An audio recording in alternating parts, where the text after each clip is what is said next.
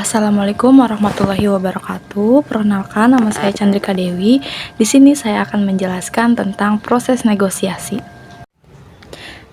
Perencanaan strategi dan taktik negosiasi. Perencanaan negosiasi. Perundingan merupakan suatu bisnis di mana kedua belah pihak yang melaksanakan komunikasi memiliki hak atas hasil akhir ataupun bisa pula dituturkan perundingan. Merupakan cara di mana sangat sedikit terdapat dua pihak dengan anggapan, keinginan, serta dorongan yang berlainan berupaya untuk berikrar mengenai suatu perihal untuk kebutuhan bersama. Ketika melaksanakan tawar-menawar, ada beberapa syarat yang harus dipenuhi.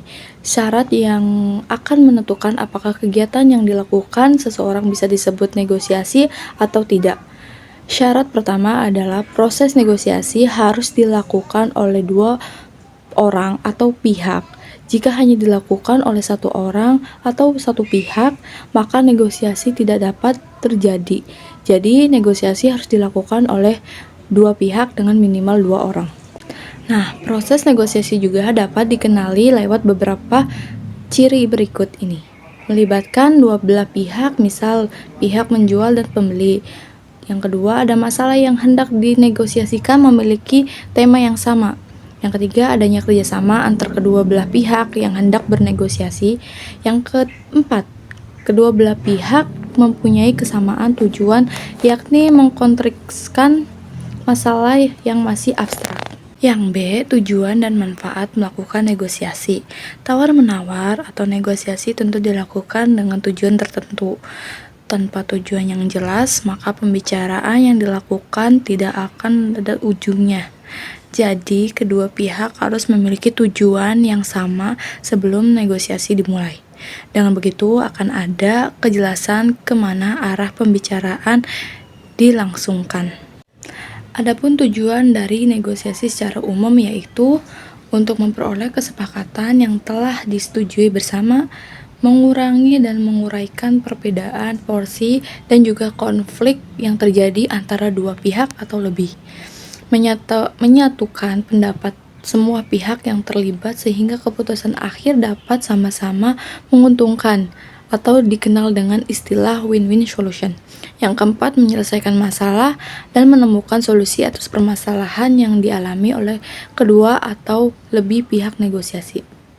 Yang kelima, mengatasi dan menyesuaikan perbedaan kedua pihak negosiasi sehingga memperoleh sesuatu dari pihak lain tanpa adanya paksaan.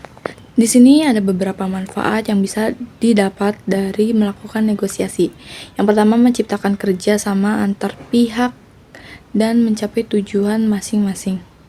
Memberikan kesepakatan bagi kedua pihak untuk saling memahami kebutuhan dan keinginan masing-masing, sehingga tidak dapat terjadi kesalahpahaman ataupun kecurigaan atas tujuan yang dimiliki pihak lain.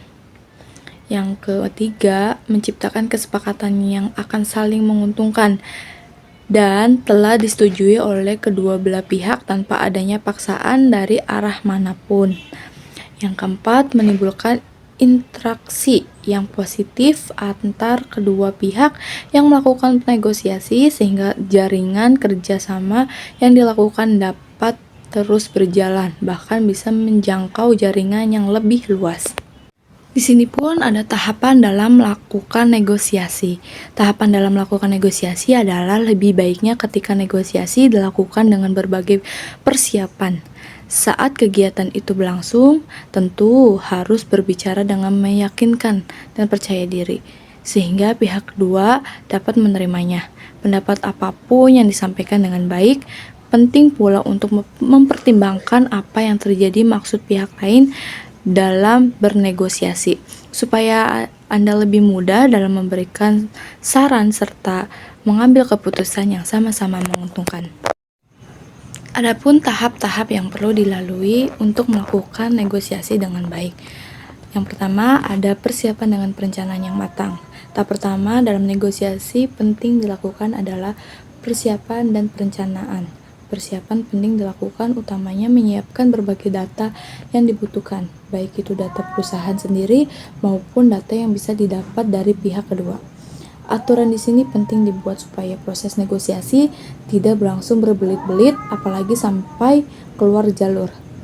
Aturan menjadi batasan tentang siapa saja pihak yang akan terlibat dalam negosiasi dan masalah apa yang akan dibicarakan.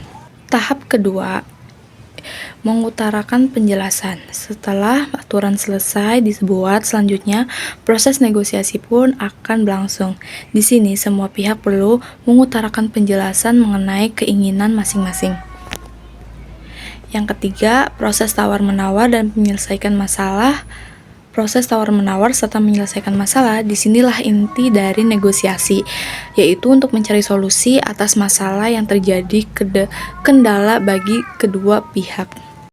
Dan yang terakhir ada penutupan dan pengimplementasian. Terakhir adalah proses penutupan dan implementasi. Di tahap ini segala sesuatu akan diputuskan bersama-sama.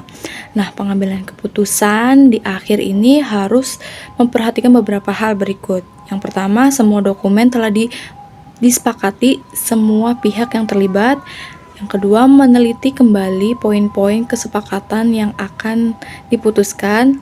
Yang ketiga, semua ketetapan dan persetujuan harus diutarakan kembali dengan jelas.